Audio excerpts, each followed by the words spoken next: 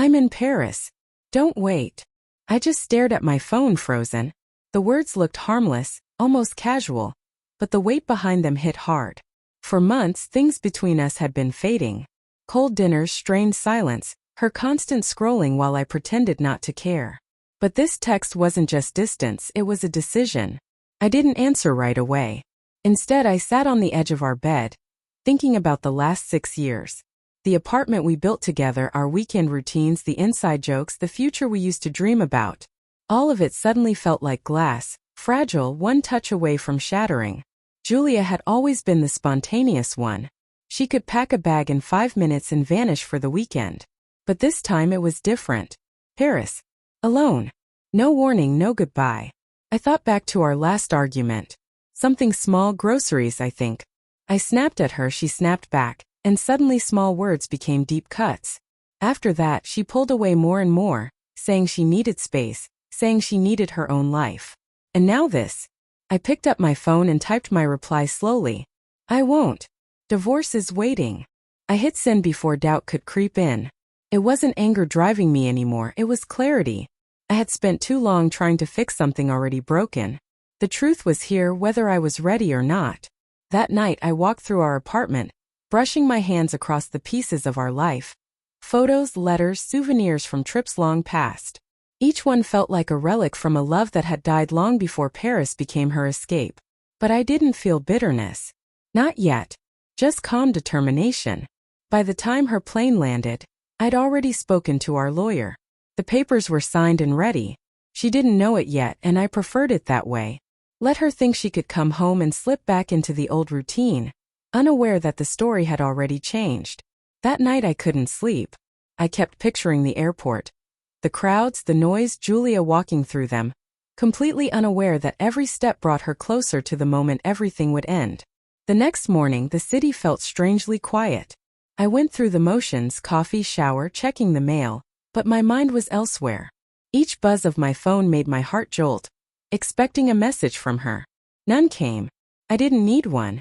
The space between us was no longer measured in miles. It was built from neglect, silence, and lies. When she finally came back, she didn't knock. She walked in like nothing had changed, hair windswept from travel, luggage rolling behind her. That familiar smile, the one I used to fall for, met me at the doorway. But I saw it differently now. It wasn't warmth. It was a mask. Hey, she said lightly, dropping her bag. I missed you. Paris was. I cut her off gently. I'm glad you had fun. But it's over, Julia. I've signed the papers. Divorce is waiting. Her smile vanished. What? What do you mean? My voice stayed calm. It means I can't keep pretending. I tried to hold on, but you've already made your choice. Her hands trembled. Ryan, wait. It was just a trip, I didn't. It wasn't just a trip, I said quietly. It's everything behind it. The lies, the distance, the secrets. This is the consequence. She sank onto the couch, silent. For the first time I saw confusion, guilt, and fear flicker across her face. I didn't feel triumphant, just relieved. The illusion of what we were had finally collapsed. Then came the moment that ended any hope of denial. I set her phone on the table, open to the messages I had found the night she left. Every word, every hidden conversation laid bare. Her face went pale. She scrolled through them, her expression changing with each line. Shock, panic, shame. She looked up at me, desperate for something to say, but there was nothing left to explain. This isn't about punishment, I said evenly. It's about truth. And truth always catches up, whether we're ready or not. For the first time in months, she was quiet. No deflection, no arguments, just silence. In that stillness, I realized honesty can break through where shouting never could. She kept staring at her phone, fingers brushing the screen like she could erase what was there. I didn't move. I just watched as realization washed over her. Guilt, regret, and the sudden understanding that she wasn't untouchable after all. After a long pause, she whispered, Ryan, I didn't mean for it to go this far. It didn't go this far, Julia, I replied softly. You brought it here. Paris was just the final step. Her eyes filled with tears, anger flashing underneath. Anger at me, at herself, at the truth she couldn't escape. I loved you, I said. I trusted you. But love isn't enough without honesty. I gave you chances. You made your decision. She opened her mouth to speak, but no words came. There was nothing left to save. In that moment, I understood the real strength of clarity. It wasn't revenge, it was acceptance. Once the truth is seen, it can't be unseen. I handed her the papers. Her hand shook as she took them.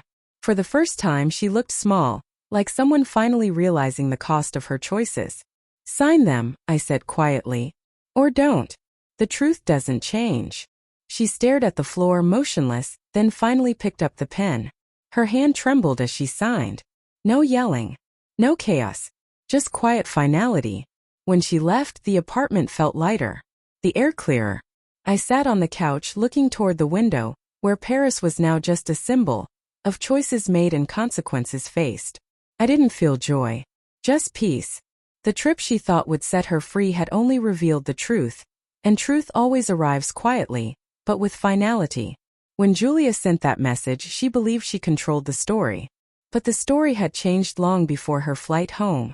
Sometimes it takes only one message to end a marriage, and one moment of clarity to understand the price of deception. That night, when the door closed behind her, I knew for certain. I wasn't waiting anymore.